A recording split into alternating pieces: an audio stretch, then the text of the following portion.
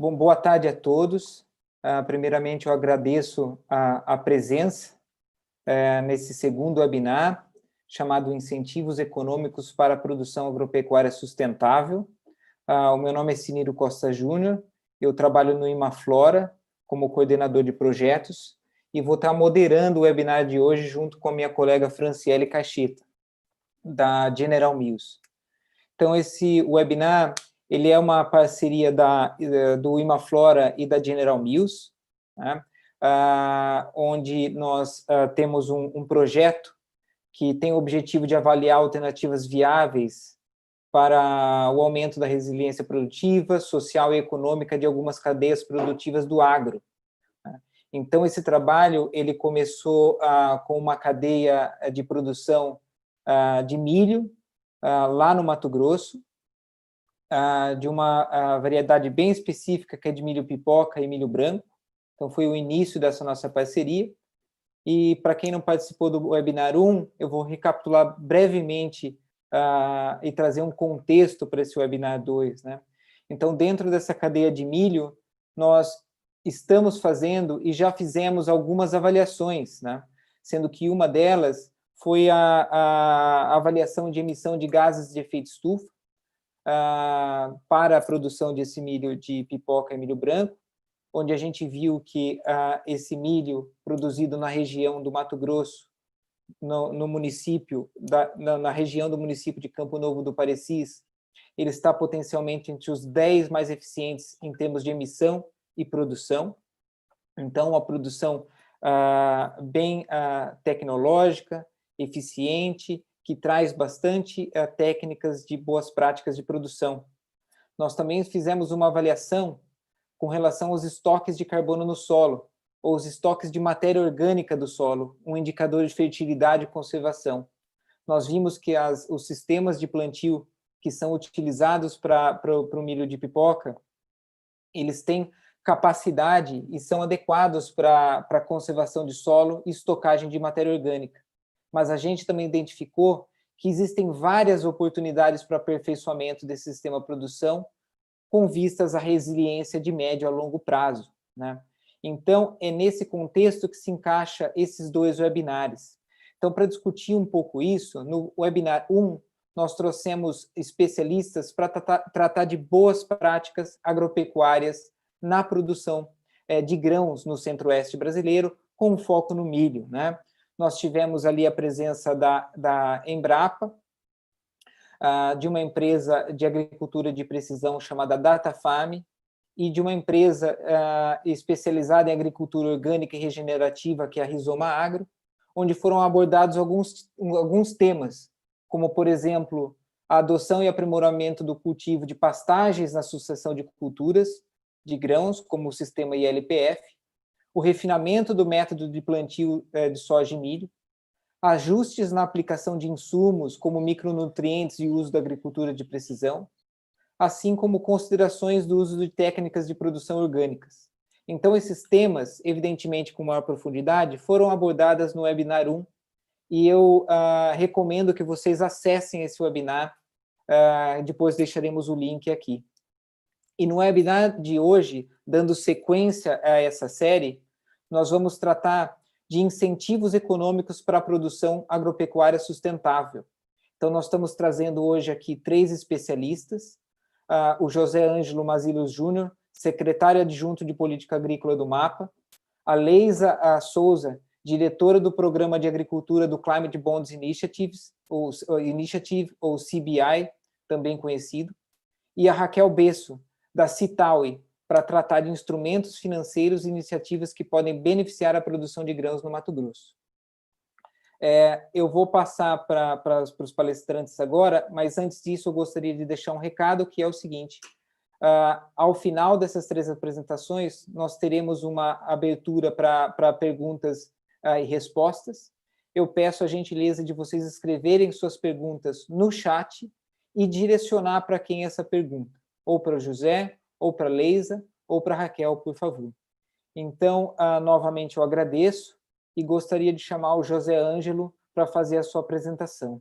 José, vou aqui tirar o meu compartilhamento de tela e peço a gentileza de você iniciar a sua fala.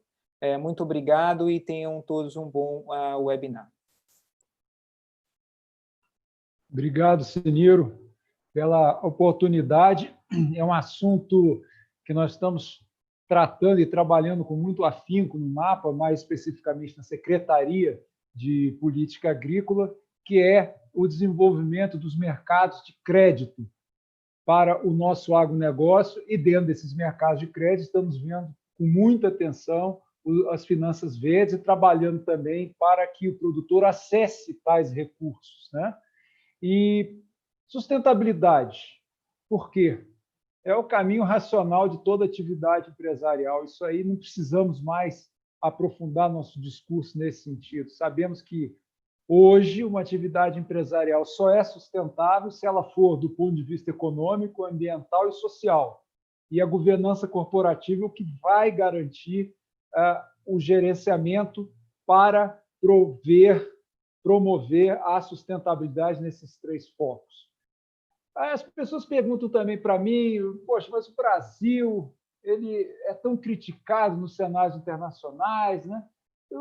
E aí esperam de nós assim uma reação. A reação que a gente tem é ver sob um aspecto positivo todo esse escrutínio, toda essa inquirição ao qual o Brasil é submetido internacionalmente, que nos faz redobrar nossa atenção com as políticas ASG, né, meio ambiente, o lado social e o lado de governança, e nós queremos mesmo é desafiar com o tempo o mundo, a que a agricultura de todos os países entrem nos mais rígidos padrões de sustentabilidade.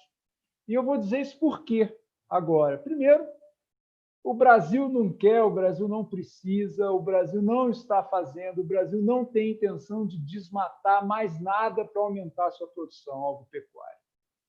Nós já contamos com aproximadamente 230 milhões de hectares, se nós formos somar as áreas de lavoura com as áreas de pastagem, o que já é mais suficiente para nós conseguirmos algo que eu duvido um país conseguir na dimensão que o Brasil pode conseguir, que é aumentar a sua produção e aumentar a conservação ambiental.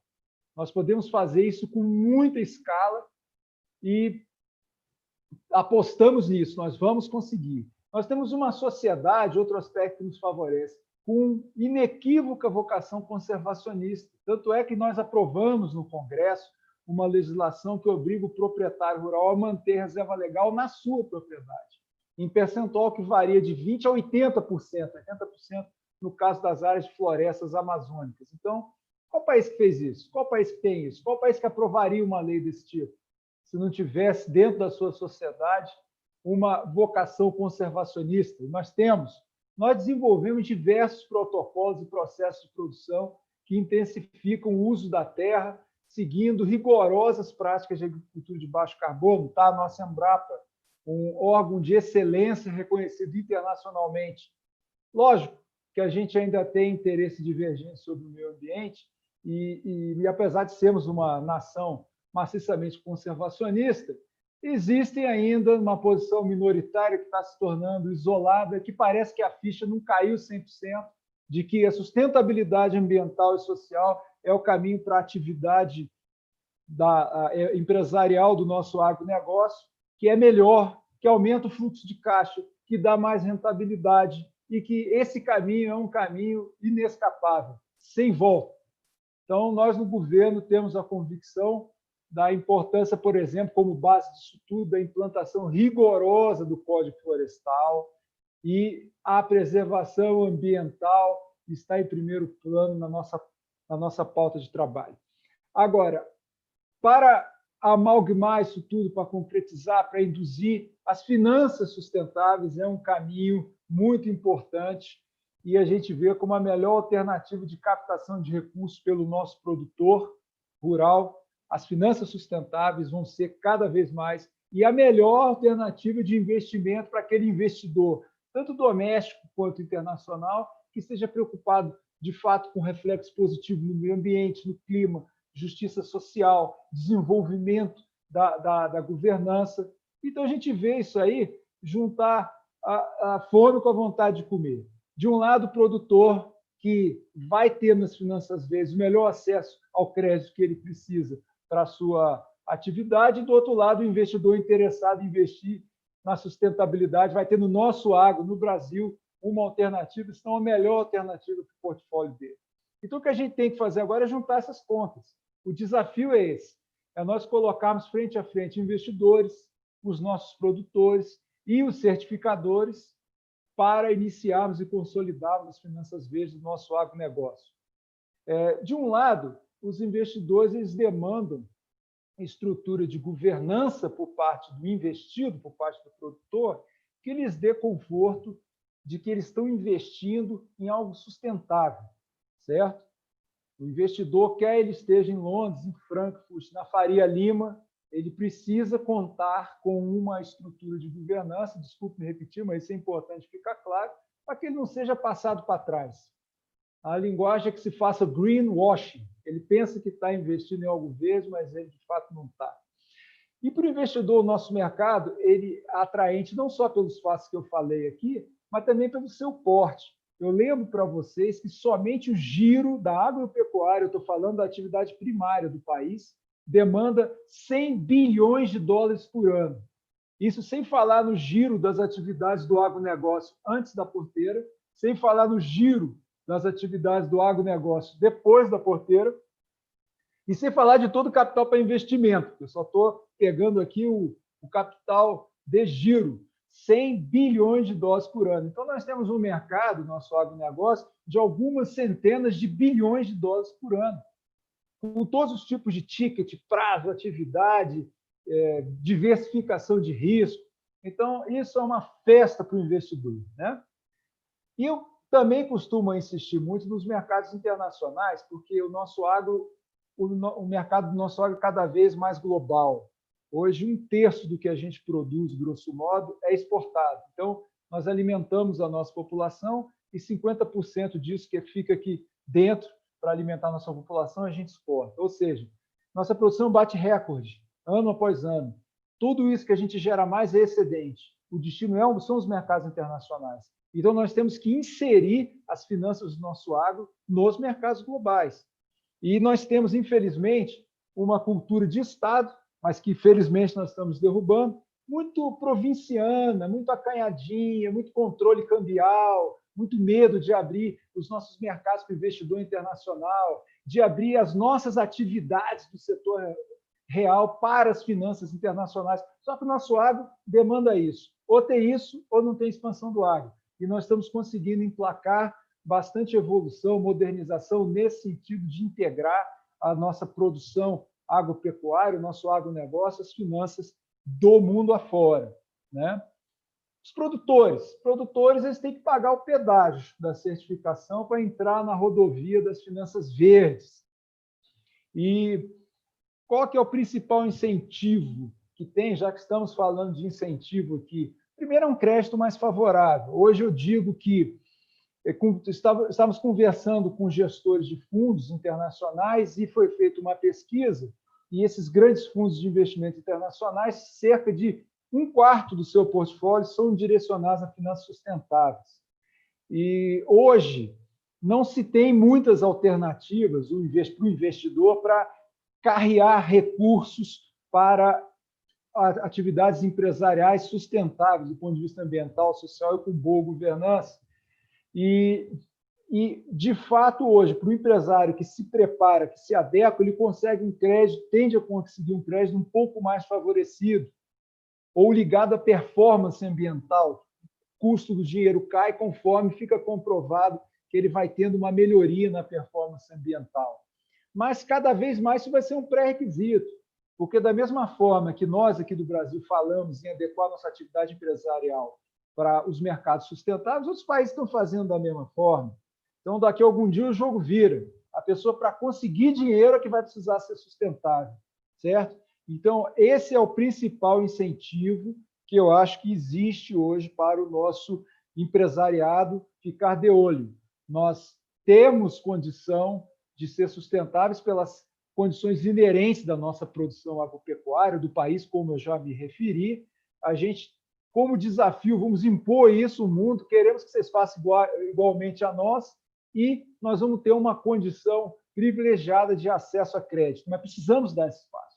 Precisamos dar o passo rumo à sustentabilidade para concretizar esses cenários. Outro incentivo econômico que eu vejo também é que, para se certificar, para entrar nesse mundo, para entrar nas rodovias, na rodovia das finanças verdes, tem que se pagar o pedágio, mas esse pedágio, na verdade, constitui uma imensa revisão da gestão do próprio empreendimento. Então, muitos proprietários rurais que passam por esse processo acabam racionalizando seus custos, minimizando o custo, diminuindo o custo, de forma que só isso já justificou pagar pelo exercício de se adequar às finanças sustentáveis. Então, existe também esse incentivo econômico. Passe pelo processo e seus modos de produção ficarão mais racionalizados, mais eficientes em termos de consumo de insumos. E isso aí, por si só, para muitos casos, já vale a pena o exercício.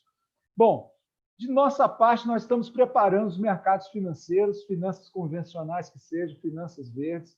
Nós queremos todos os títulos de crédito do agronegócio prontos para recepcionar as finanças verdes.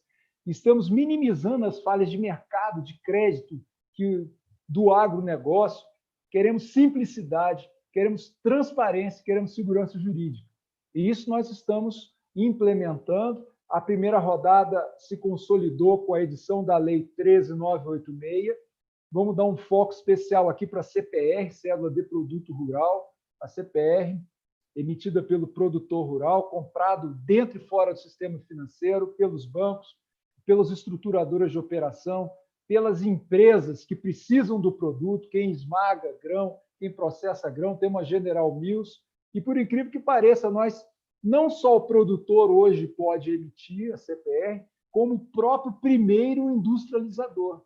Então, a própria General Mills hoje está autorizada, por exemplo, legalmente, a emitir CPR, captar dinheiro e repassar para os seus produtores.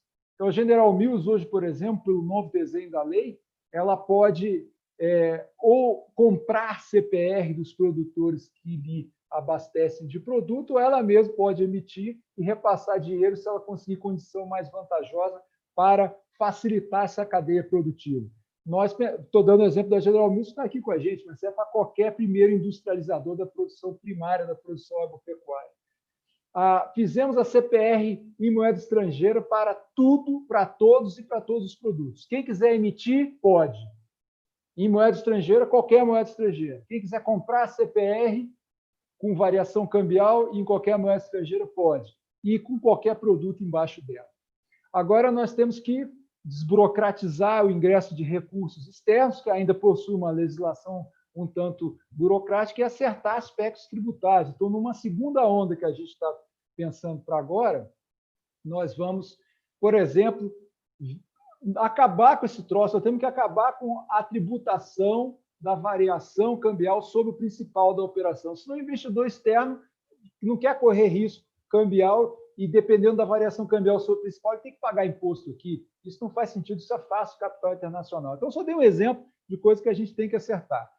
A nova CPR e os próximos títulos que virão, todos eles têm, dentre as atividades que ele pode financiar, uma atividade de transição e de conservação. Então, conservação e manejo sustentável de florestas nativas e seus respectivos biomas, a restauração de biomas nativos, a recuperação de pastagem degradada, escrito dessa forma na lei. Então, a gente quer deixar claro que todos os títulos do agro podem ser utilizados para atividades que imediatamente já têm um impacto ambiental positivo, né?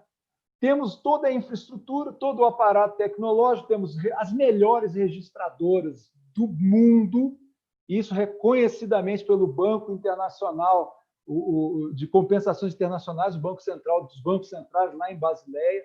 Temos expertise e estamos trabalhando firme para dar passos cada vez mais profundos na internacionalização das finanças do agro, na sustentabilidade das finanças do agro. E contem com a gente, criem expectativa, sim, porque a obrigação do Estado é melhorar o seu ambiente de negócio. Os próximos passos, para terminar a minha fala aqui, a gente vai trabalhar workshops. Nós temos que botar cara a cara produtor, investidor, certificador.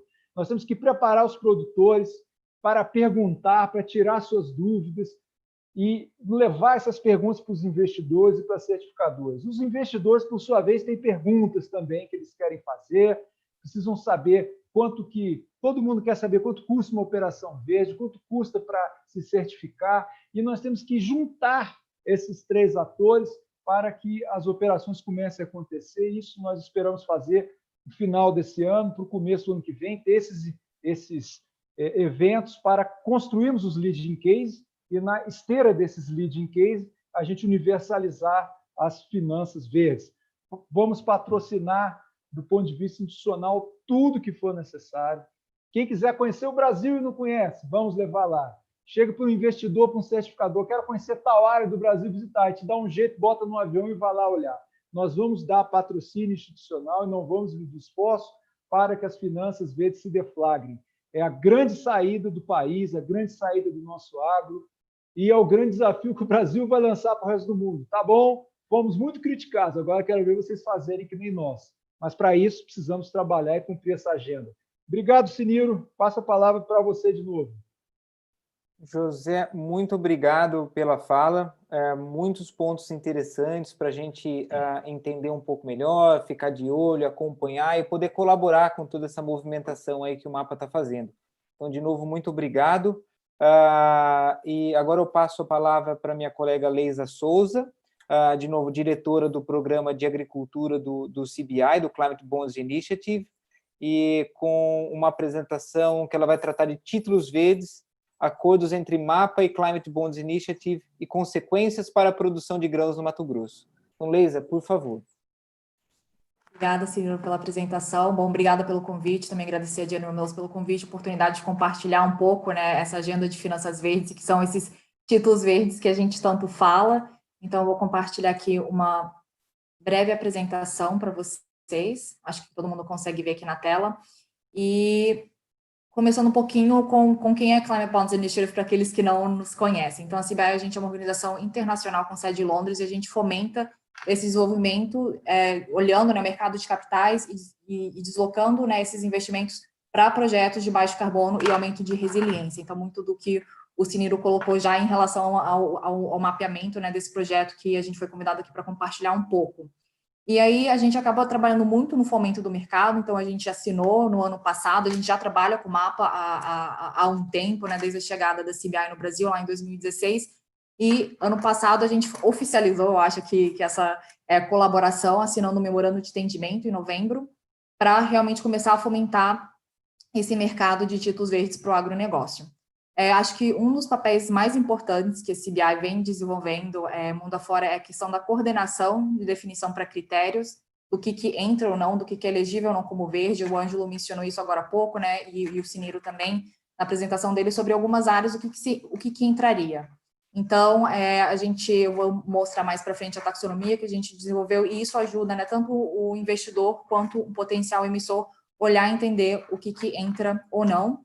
E, por último, a gente acaba também produzindo muito análise de inteligência de mercado. Então, acompanhando esse mercado de títulos verdes, conversando, né, tanto com investidores quanto potenciais emissores, vendo para que áreas têm sido financiadas através de títulos verdes, e não só títulos verdes também, mas o Ângelo até mencionou outras formas de financiamentos verdes em relação à diminuição de taxa de juros, então o famoso Sustainability Linked Loans, que é uma nova forma de financiamento, títulos ODS, títulos de transição. Então, a gente acompanha isso porque isso também está alinhado com essa grande temática de finanças verdes. Então, isso aqui é um pouquinho de quem somos.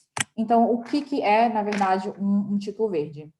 Então, um título verde, ele pode ser emitido, né, por entidades financeiras, empresas e até governos para financiar projetos e ativos que a gente considera verde, né? Então, que são considerados verdes. Então, 100% do recurso captado tem que ir para o financiamento desses projetos. Então, né, como títulos comuns ou títulos tradicionais, né, tem toda uma estrutura, né, uma classificação, então a gente sempre brinca de antes de ser um título verde, tem que ser um bom título, uma boa estrutura financeira, e o verde, ele vai destacar o quê? O adicional que aquele título tem, né, para o investidor. Então, o verde, na verdade, ele é um bônus e um rótulo de classificação para investidores. Então, aqui só um pouquinho, né, de quem pode emitir, então qualquer entidade, qual estrutura. Então, quando a gente fala, né, de títulos verdes, a gente utiliza títulos porque, ou, né, climate bonds, porque bonds foram os primeiros tipos de títulos emitidos e rotulados como verde, mas hoje qualquer título de dívida e até empréstimo pode ser rotulado como verde,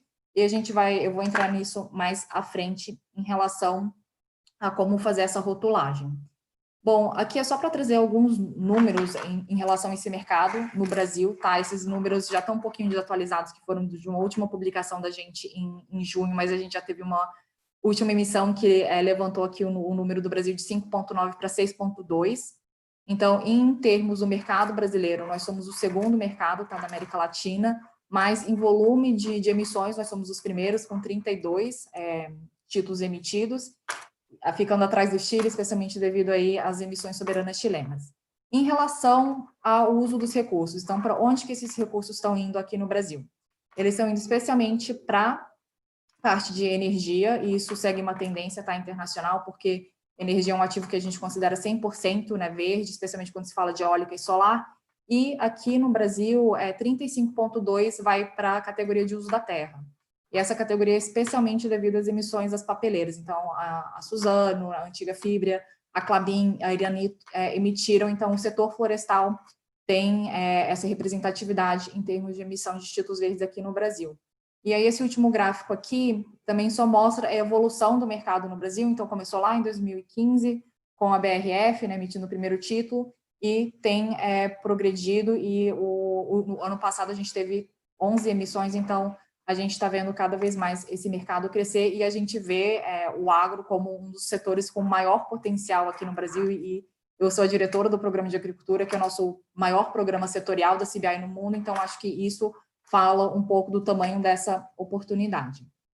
Em termos do benefício, acho que o Ângelo também já tocou nisso um pouco, assim, mas por que esse interesse em títulos verdes? Então, do lado do investidor, especialmente, né, a gente tem muito investidor ASG que investe em títulos verdes, então ele está olhando essa questão da transparência, porque você sabe exatamente o que você está financiando, e também a questão de empresas, né, que direcionam, né, enfim, que tem essa parte ESG, elas também têm um desempenho melhor em relação aos outros. Então, a gente tem essas vantagens do lado do investidor. E para que, então, você emitiria um título verde, né, olhando do emissor? Então, claro, um dos grandes motivos ainda continua sendo o reputacional, mas um dos que a gente também escuta muito é essa questão de você diversificar a base de investidores. E aí aqui eu vou fazer só uma diferenciação, né? No mercado internacional, a gente já tem investidores que já estão mobilizados para investir em títulos verdes, né, que tem mandatos verdes ou mandatos ASG, e aqui no Brasil, um dos grandes papéis da CBI também tem sido mobilizar esse mercado, então tem uma crescente demanda por investidores domésticos também, então a gente está vendo essa mobilização aqui no mercado doméstico também. Em relação ainda ao memorando com o MAPA, né, no âmbito do memorando a gente lançou um plano de investimento, né, o Extravando Potencial de Investimento Verde para a Agricultura no Brasil, que olha exatamente um pouco, né, das oportunidades que o Brasil tem. O Cineiro mencionou alguns na primeira apresentação, que foi discutido, né, no primeiro webinar aqui da série, em relação, né, a sistemas ILPF, também a agricultura regenerativa, e muito do plano de investimento trouxe esse olhar, né, assim, para entender qual que é a oportunidade, construir um pipeline. Então, para quem quer emitir, para quem quer investir no setor, olhar e saber exatamente, né, quais são as oportunidades. Não é exaustivo, mas é um indicativo do que o Brasil já faz, o que a gente pode, né, rotular e destravar, quais são os mecanismos existentes. Então, o Ângelo já mencionou aí os títulos do agro e os mecanismos de mercado de capital que a gente pode rotular como verde, conversar com os outros agentes desse setor. Então, quem são, né, os assessores financeiros, legais, trazer todo mundo dentro desse ecossistema juntos para a gente promover e ter mais emissões verdes aqui no Brasil. Em termos da taxonomia da CBI, o que é importante aqui para o agro? Então, a gente olha a taxonomia da CBI, isso aqui está dividido em setores da economia. Então, se um investidor olha e fala assim, posso investir em agricultura, é verde, né, faz sentido, está aqui, né, a agricultura aparece, então é uma categoria verde. E aí a gente começou a desenvolver ano passado um critério para agricultura, a gente deve publicar esse critério até o final do mês, e eu vou falar bem brevemente dele, e ele traz indicadores e coeficientes tanto de emissão, de adaptação e resiliência sobre o que se enquadra como verde. Então, isso dá uma segurança para o investidor do que ele está investindo, né, que aquilo realmente é verde, e também já ajuda a guiar um emissor sobre o que, né, o que ele precisa fazer para ele acessar esse mercado. E aí a taxonomia eu só trouxe essa parte porque ele acaba trabalhando com um sistema, né, de coisas que são automaticamente elegíveis, então a gente usa uma sinalização verde, outros projetos que você tem que olhar e você precisa demonstrar, né, que você está de acordo, né, com os critérios que estão sendo pedidos, e coisas que não são compatíveis, especialmente voltada à parte de geração fóssil, que já não está incluída na taxonomia que eu mostrei. Mas só para trazer um pouco esse sistema de classificação dentro da taxonomia.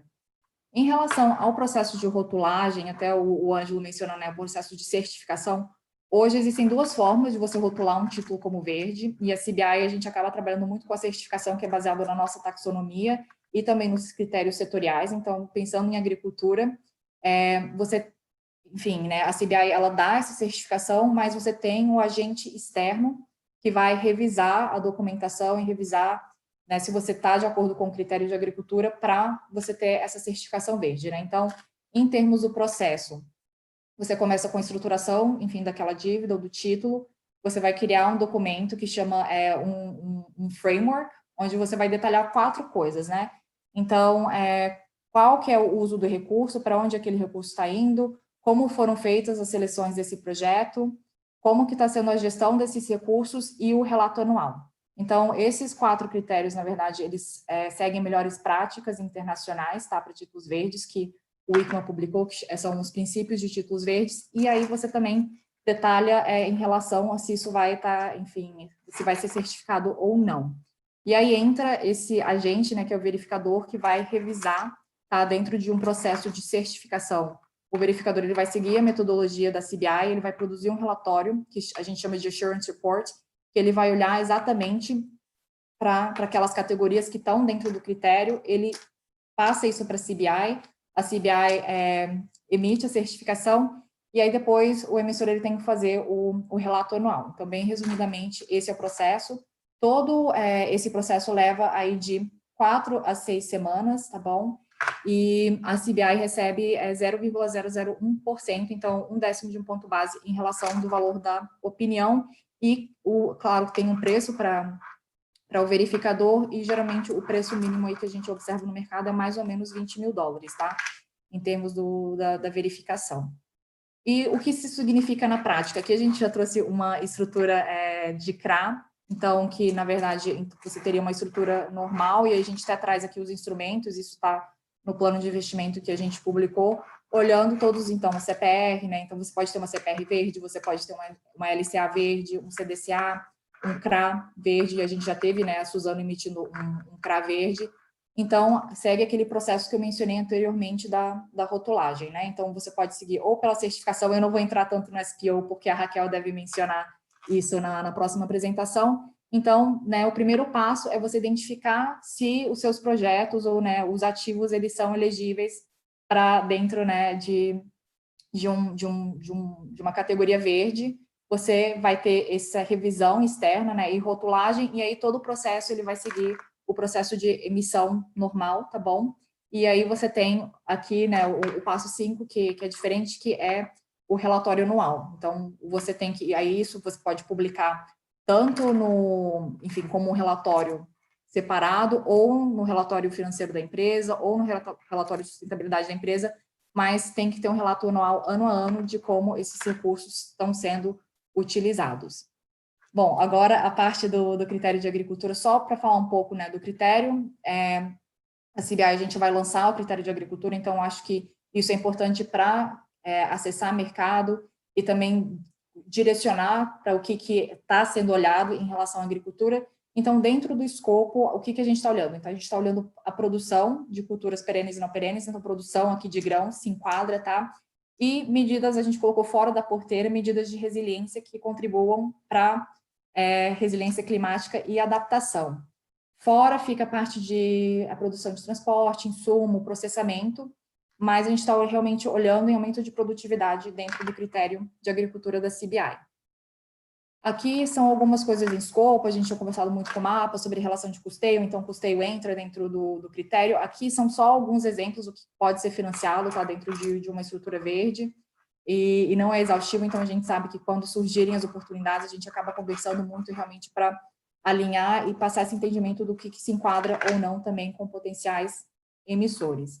E para finalizar e não passar do tempo, aqui é só um pouco como que a gente dividiu, então a gente acaba trazendo 3 rotas diferentes, cada uma delas vai seguir, né, um critério de mitigação em relação, né, a nenhuma conversão de terra, então aqui a gente está falando da questão de desmatamento, e aí as opções também, né, nenhum desmatamento de vegetação acima de 3 metros, então, né, voltando a olhar essa corte de não conversão, né, do uso da terra, e aí as opções, né, então, ou você demonstrar, né, uma redução de gases de efeito estufa, então a questão de mitigação, ou o uso de melhores práticas para a agricultura. Então, aqui a gente olha né, o uso de recurso para uma propriedade como um todo, que é essa primeira rota aqui. A gente tem uma outra rota onde que a gente pode também rotular intervenções específicas dentro de uma propriedade rural. Então, por exemplo, se é uma irrigação ou algo do gênero, pode entrar nessa parte de intervenção específica. Então, aqui você também tem mais ou menos uma rota a seguir em termos da propriedade, e é importante destacar sempre essa questão dos critérios de adaptação e resiliência para o agro, especialmente em relação até ao uso de água e o ecossistema como um todo. E, por fim, a gente também olha atividades fora da propriedade rural que contribuam para aumento de adaptação e resiliência, especialmente esses serviços de monitoramento, satélite, pesquisa e desenvolvimento, que também estão contribuindo para a produção de agricultura sustentável. Então, bem resumidamente, é um pouco disso que, enfim, eu ia trazer hoje, e eu fico disposta também aqui para responder qualquer pergunta que vocês tenham, porque eu sei que isso aqui é só um resumo. Excelente. Muito obrigado, Leisa, pela apresentação. Muito boa apresentação. Entender como que o CBI funciona, seu olhar para a agricultura, isso é bem importante. E me chama a atenção aqui essas inúmeras oportunidades que a gente tem, né? Porque traz mecanismos para dentro e para fora da porteira, então contempla toda a cadeia produtiva, né? E realmente pode beneficiar bons produtores para manter as melhores técnicas, implementar outras e diferenciá-los de uma maneira geral. Muito obrigado pela apresentação, Leisa. Vamos seguir, então, aqui para a última apresentação da Raquel Besso. A Raquel vai falar, a Raquel é da Citaui, e ela vai falar agora para a gente sobre instrumentos financeiros e iniciativas que podem beneficiar a produção de grãos no Mato Grosso. Então, Raquel, por favor, compartilhe sua apresentação conosco. Oi, Cineiro. Oi, boa tarde a todos. Eu vou compartilhar minha apresentação. Então, antes de começar, eu gostaria de agradecer ao Imaflora e à General Mills pela oportunidade de estar falando hoje aqui nesse webinar. Como o Cineiro comentou, eu vou falar sobre instrumentos financeiros e iniciativas que podem beneficiar a produção sustentável de grãos no Mato Grosso. Então, uma breve apresentação, uma introdução, falar um pouco da Citaui, onde eu trabalho. Então, nós somos uma organização que tem como principal missão mobilizar capital para impacto socioambiental positivo. E nós fazemos isso através de 2 principais frentes. Uma frente focada em finanças sociais, que trabalha com fundos filantrópicos e investimento de impacto, selecionando negócios e empresas para receberem esse capital paciente e mais barato. E a outra frente na qual eu atuo, que é a frente de finanças sustentáveis, está mais focada em consultoria para diferentes instituições financeiras e empresas, com foco em apoiar essas organizações a incorporarem questões sociais e ambientais e de governança em seus modelos de negócio. Então, muitos podem se perguntar, mas o que a Citaui, enquanto consultoria ou enquanto a frente de finanças sociais, pode apoiar o setor agro-verde? Desde 2015, nós mapeamos, na frente de finanças sustentáveis, fluxos financeiros relacionados a diferentes cadeias agropecuárias no Brasil, em diferentes biomas e estados, e também mapeamos possibilidades de como tornar essas cadeias produtivas e esses fluxos financeiros mais sustentáveis. Então, nós elaboramos manuais relacionados a fluxos financeiros na Amazônia brasileira e também colombiana, modelamos como seria a implementação de uma agenda verde no Pará, né, uma modelagem financeira considerando cadeias agropecuárias, e também já quantificamos o financiamento de soja no Cerrado e carne na Amazônia. Então, a partir dessas experiências, nós vemos desde 2015 contribuindo para o setor para torná-lo mais sustentável.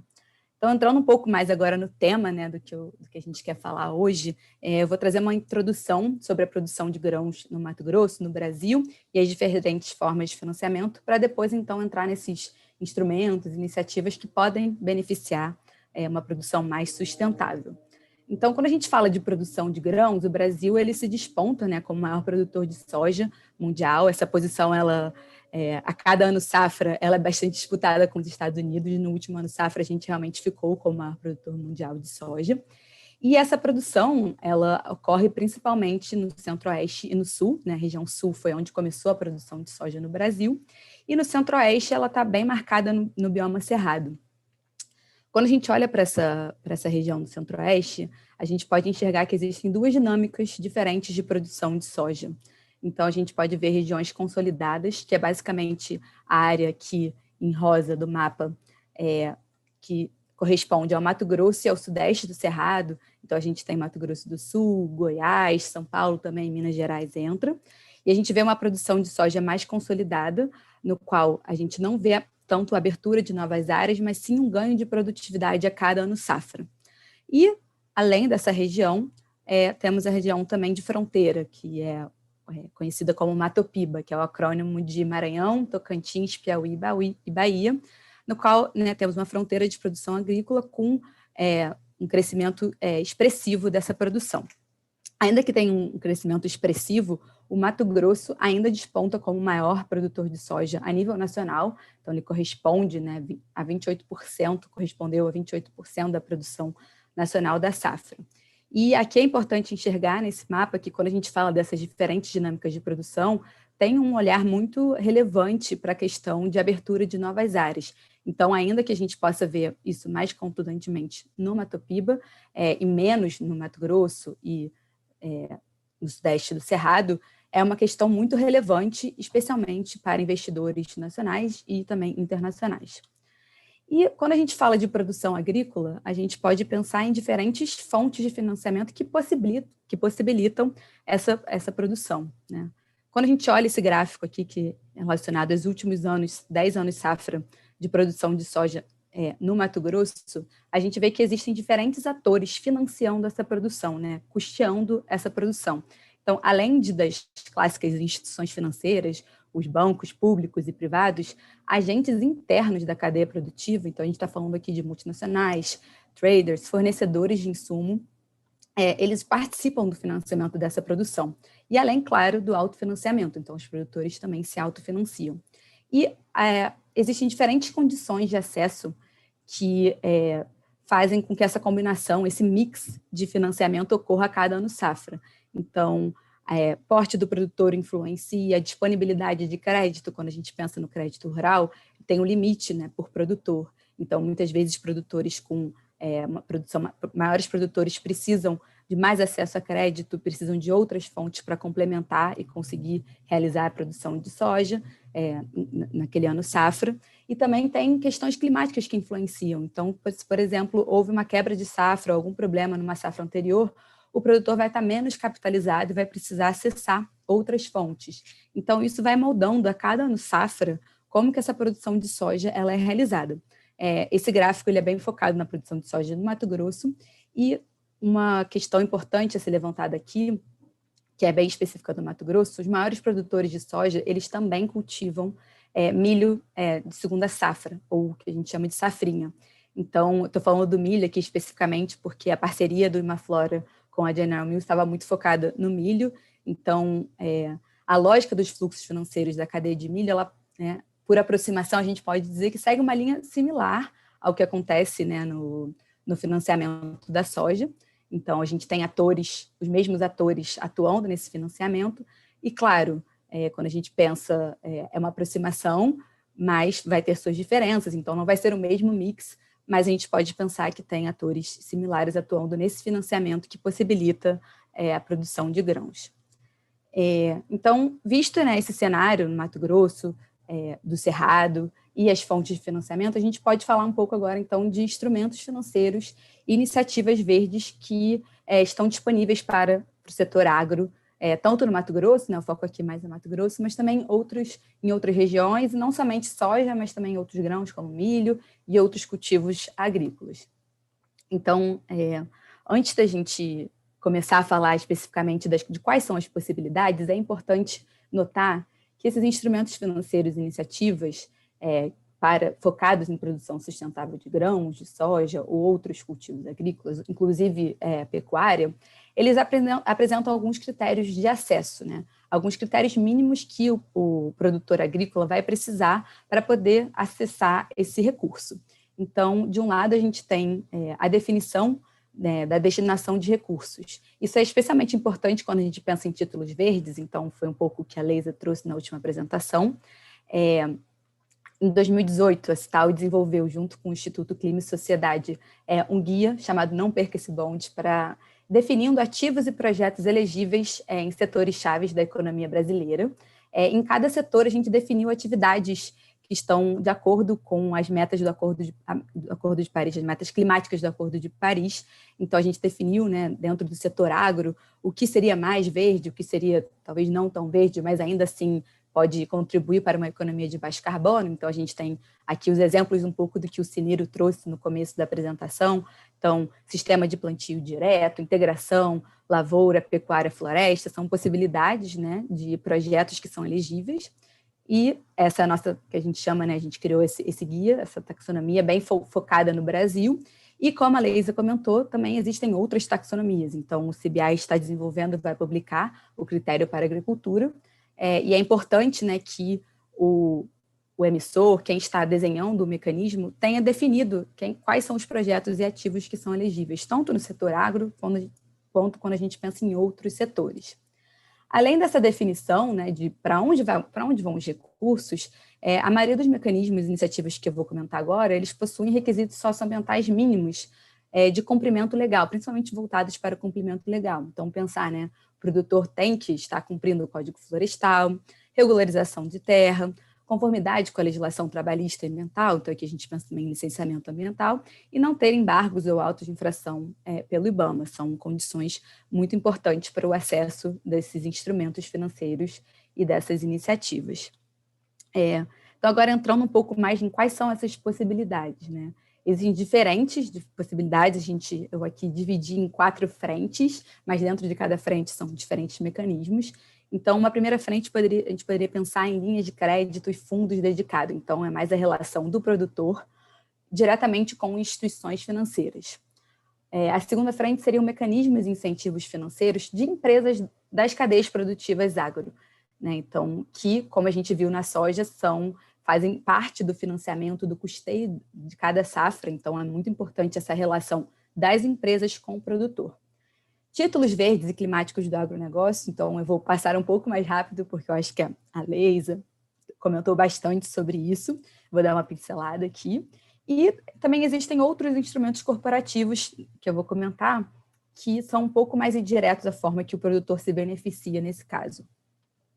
Então, focando aqui na primeira frente, as instituições financeiras elas podem orientar os recursos para a produção agrossustentável por meio de desenvolvendo, né, novos mecanismos, linhas de crédito, adaptando instrumentos existentes para fomentar modelos sustentáveis e também a partir da gestão de riscos socioambientais, né? Então, toda instituição financeira precisa ter essa gestão de riscos socioambientais e outros tipos de risco também, e quando ela olha para esses riscos e para as práticas socioambientais dos produtores agrícolas ou dos clientes que vão receber o crédito e premia ou dar condições melhores de crédito para esses clientes, a gente está vendo aqui um estímulo, um fomento a modelos mais sustentáveis de produção agro.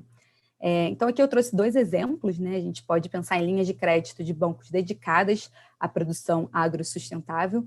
Então, a gente tem o programa ABC de Agricultura de Baixo Carbono, né, diversos bancos públicos e privados no Brasil financiam produtores rurais para a adoção dessas tecnologias, então é interessante pensar, né, desde 2010. E também, outro exemplo, né, fundos de investimento de impacto que são voltados para a produção agrossustentável. Então, recentemente, um fundo de investimento holandês focado na proteção florestal aprovou um empréstimo para a produção integrada, né, integração de soja e pecuária no Mato Grosso. Então, é interessante pensar que são mecanismos diretamente entre instituições financeiras e produtores que vão receber esses benefícios para conseguirem, né, bancar essa produção mais sustentável. Empresas, agora falando um pouco da segunda frente, empresas da cadeia de valor, elas também podem promover esses mecanismos e incentivos de financiamento verde, né, que a gente está falando de traders, fornecedores de insumo e outras multinacionais e outras empresas também nacionais, que a partir da adoção de políticas internas para se comprometendo, né, a ir contra o fornecimento de grãos e outros cultivos que provêm de áreas matadas, a partir do fornecimento de pacotes tecnológicos, assistência técnica, preços diferenciados para aqueles fornecedores que possuem práticas agrícolas mais sustentáveis, são algumas das possibilidades, né? Então, a gente está pensando aqui em empresas do próprio setor. Então, também trouxe 2 exemplos aqui, um empréstimo de longo prazo, que foi lançado ano passado, né, um programa entre a Bung, a TNC e o Santander, lançaram um programa de financiamento de até $50 milhões para realizar empréstimos de longo prazo para agricultores que desejam expandir soja em áreas já degradadas. Então, né, como que a gente expande essa produção de soja, mas em áreas que precisam de recuperação. Então, a gente está atrelando aí um uso de recursos bem positivo, tanto para a expansão dessa produção, quanto também para o uso da terra. E outro exemplo também é apoio a produtores para a recuperação de áreas degradadas. Então, a Syngenta, que é uma empresa de grãos e semente, lançou um programa para recuperação, para apoiar produtores agrícolas a recuperarem 1 milhão de hectares degradados no Cerrado. Então, a gente vê aqui empresas do setor que estão apoiando essa produção agro. A terceira possibilidade são os títulos do agronegócio, lastreados em atividades agrícolas que apresentam benefícios verdes ou climáticos. Então, os títulos do agronegócio, basicamente, são estruturas financeiras que permitem diversos elos das cadeias agropecuárias a estarem em uma mesma estrutura financeira a partir do que a gente está chamando de direito de crédito. Então, aqui a gente tem a CPR, como o Ângelo comentou, LCAs, os certificados recebíveis do agronegócio, ou CRA, os CDAs, certificados de depósito agropecuário. E quando esses recursos, esses títulos, eles estão lastreados em uma produção agrícola sustentável, a gente pode ter uma emissão de um título verde, né? E as boas práticas de mercado recomendam esse processo de revisão externa. Então, basicamente, a gente tem, né, certificação, como a Leisa comentou, né, que hoje ela é realizada, né, e tem os padrões do CBI, e também a gente pode ter empresas e consultorias, empresas que têm experiência, né, nessa atividade, realizando parecer de segunda opinião, que é o caso da Cital. A gente tem nossa metodologia interna para fazer pareceres de segunda opinião para emissões de títulos sustentáveis. Então, essas boas práticas, elas existem, mas no sentido de pensar, bom, como que o investidor se garante que aquele recurso de fato está indo para algo que traz um benefício verde. Então, a gente usa muito também os princípios de títulos verdes, né, os Green Bond Principles, que são bastante interessantes e dão uma confiabilidade super interessante para a emissão desses títulos. Aqui na apresentação, eu destaquei 2 caixinhas, né, de certificados recebíveis do agronegócio e as LCA, principalmente porque, no caso específico do CRA, ele permite que produtores de diferentes portes, né, possam acessar o mercado de capitais, possam emitir esses títulos a partir, né, da securitização de recebíveis do agronegócio. Então, aqui são feitos a partir de companhias, né, quem emite no mercado de capitais são companhias securitizadoras, né, então elas juntam, elas fazem empacotam, né, ou securitizam diferentes produtos e recebíveis, então pode, por exemplo, securitizar CPRs que estão lastreadas em produção agrícola sustentável para emitir um CRA verde. Então, aqui a gente está possibilitando a entrada, né, de diferentes produtores de tamanhos, portes e cultivos diferentes nesse mercado de capitais e facilitando o acesso ao crédito e a esses investimentos. Por último, antes da gente eu finalizar aqui, trazer também a possibilidade de se beneficiar a partir de instrumentos financeiros corporativos emitidos por empresas e instituições financeiras. Então, empresas da cadeia, instituições financeiras, eles podem emitir instrumentos como empréstimos, títulos, que são corporativos e que estejam também atrelados a questões verdes e que beneficiam indiretamente a produção sustentável de grãos. Então, eu estou trazendo aqui o caso específico, né, o exemplo de uma trader chinesa, que é a COFCO, que assinou um acordo em consórcio com 20 bancos para fazer um empréstimo vinculado à sustentabilidade. Então, uma das metas, né, nesse empréstimo seria aumentar a rastreabilidade de soja no Brasil. E aqui, é claro, o recurso estaria indo diretamente para a COFCO. Ela captou, vai ser um recurso para ela, mas a partir disso ela pode beneficiar a produção de grãos sustentáveis, ou a produção, né, de outros cultivos. Então, aqui o produtor rural ele estaria se beneficiando indiretamente, porém é também um benefício, né, a partir do momento que essas empresas e instituições estão emitindo, né, esses instrumentos corporativos no mercado de capitais. Então, acho que esse foi o último ponto. Aqui eu trouxe uma pergunta um pouco mais pensando para vocês, quem está assistindo a audiência, né, pensar também se há outras possibilidades e oportunidades verdes no setor, né, além desses instrumentos que eu citei. Então, acho que fica um pouco a pergunta.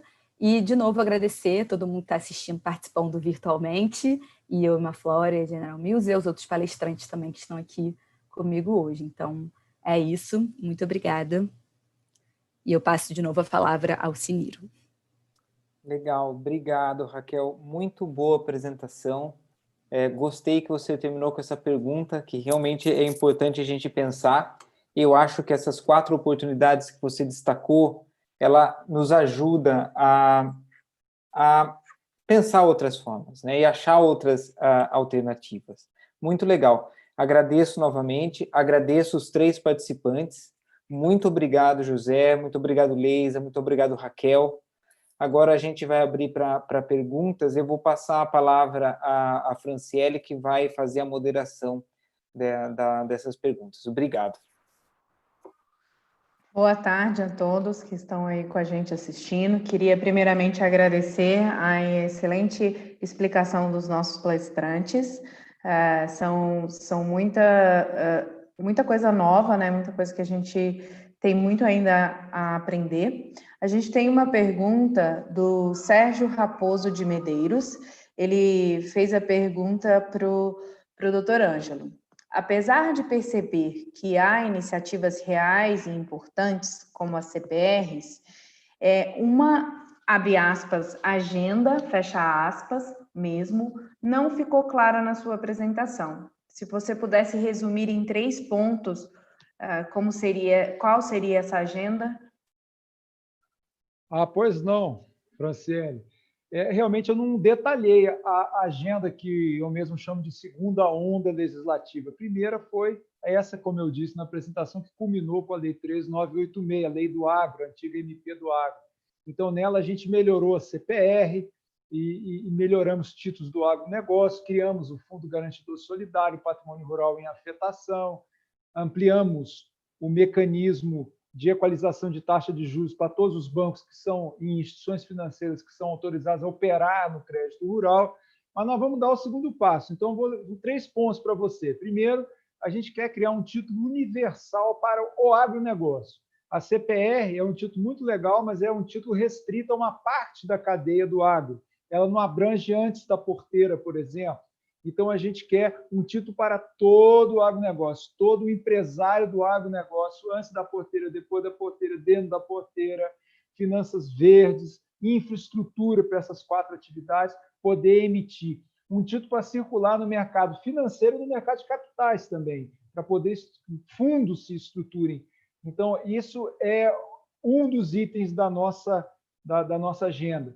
Um outro item é dar mais uma melhorada nos títulos do agro. CDA, WA ficou de fora, a gente tem que resolver questões tributárias relativas ao ICMS, levar segurança em relação a isso, e nós temos que dar mais uma acertada nos outros 3 títulos do agronegócio, que é LCA, CDCA e CRA. Nós temos que melhorar isso aí. E, por incrível que pareça, a própria Lei 13.896, o Fundo Garantidor Solidário e Patrimônio Rural em Afetação, precisam de ajustes. A gente quer que esse instituto pegue. Então, a nossa ideia é caminhar sempre para simplicidade, para transparência, para que o produtor receba dinheiro mais barato, porque dando transparência a quem investe, ele roda o modelo de crédito dele e gera dinheiro mais barato, mais proporcional ao risco do produtor e segurança jurídica. Então, esses são os 3 princípios. A segunda onda, então, é um novo título universal para todo o agronegócio, com tudo de nobreza que a gente possa imaginar para ele. O outro é dar mais uma repassada nos títulos do Agro e CDA-WA e melhorar os institutos trazidos, os novos institutos trazidos pela Lei 13.986, Fundo Garantidor Solidário, Patrimônio Rural em Afetação, para que eles peguem e deslanchem. É isso aí. Muito obrigada, Ângelo. Acho que ficou claro. A gente tem mais uma pergunta aqui agora para a Leisa. Quem devemos procurar para emitir um Green Bond, um título verde? Bom, tinha até mencionado, né, quando a gente veio para o Brasil, né, começou a olhar, a gente, enfim, tem, claro, né, outras formas de você emitir títulos, mas, por exemplo, se você quiser emitir um CRA, vai seguir a mesma estrutura, né, em relação a um CRA, digamos, né, pensando aqui no setor de agro. Então, aí você procuraria, né, uma securitizadora. Então, o primeiro passo que a gente fala é realmente entender a forma que a empresa, né, o produtor está captando aquela dívida ou aquele empréstimo em relação. Então, né, eu acho que esse é o primeiro passo, entender qual que é a forma que eu capto esse recurso. E aí é muito dentro do que eu tinha explicado em relação à rotulagem verde, né? Porque se você tiver, eu acho que a Raquel até trouxe, né, em relação a bancos, né? Tem bancos que têm linha, você consegue conseguir um empréstimo verde hoje, né? Um empréstimo que está vinculado à questão de sustentabilidade. Tem alguns bancos que até utilizam a taxonomia da CBI para, né, dar um desconto. Então, se você tem, né, o critério de certificação, você consegue uma taxa diferenciada. Ou, né, se não for um empréstimo, você também tem, né, enfim, por meio de uma securitizadora, e aquela securitizadora emite um CRA e ele consegue aquela rotulagem. Então, esse é um pouco esse processo. E aí, uma vez que você identifica, né, para você conseguir a rotulagem, aí tem essas 2 opções que a gente mencionou, né? Ou você busca, né, a certificação, ou você busca uma opinião de segunda parte em relação à rotulagem. Então, é um pouquinho disso. Obrigada, Leisa. Agora, uma pergunta para a Raquel. Das 4 oportunidades que você mencionou, qual é a tendência? Qual você acha que vai ser mais utilizada e vai se destacar? Sim, muito obrigada pela pergunta. Eu acho que a gente pode destacar realmente a questão dos títulos verdes climáticos do agronegócio. Como a Leisa comentou, né, no Brasil a gente ainda não teve nenhuma emissão focada no setor, então acho que tem um potencial muito grande. A gente tem, né, diversos produtores que já adotam práticas sustentáveis e que, né, existem muitas CPRs aí que poderiam ser securitizadas e colocadas dentro de uma estrutura de CRA verde, então a gente tem aqui um potencial muito grande. As linhas de crédito e fundos dedicados, né, como eu comentei, que foi a primeira frente, tem um potencial grande, mas já existe, algo que já roda, né? Então, acho que os títulos tem mais, né, são mais promissores nesse sentido, e os mecanismos incentivos de empresas da cadeia, né? A gente está vendo aí diversas empresas que estão buscando formatar esses incentivos para poder gerar uma produção agro, terem fornecedores, né, aderindo a essas iniciativas. Então, eu diria que títulos verdes climáticos e mecanismos de dentro da cadeia são mais promissores nesse sentido. Obrigada, Raquel. Não temos mais perguntas. Gostaria de agradecer novamente a todos vocês que ficaram aqui conosco. Qualquer outra dúvida, pode me procurar através do General Mills ou pode procurar o Siniro na Imaflora, que a gente vai ter o maior prazer de responder aí. E nossa missão agora é disseminar essas informações, né, e fazer com que mais e mais produtores tenham acesso a essas informações. Obrigada, pessoal. Obrigado a todos e até a próxima. Obrigado. Obrigado, Ângelo, Leisa e Raquel de novo. Obrigada. Muito obrigado pelo Muito tempo. obrigada a pessoal. todos. Muito obrigado. Até a próxima. Até. Tchau. Próximo.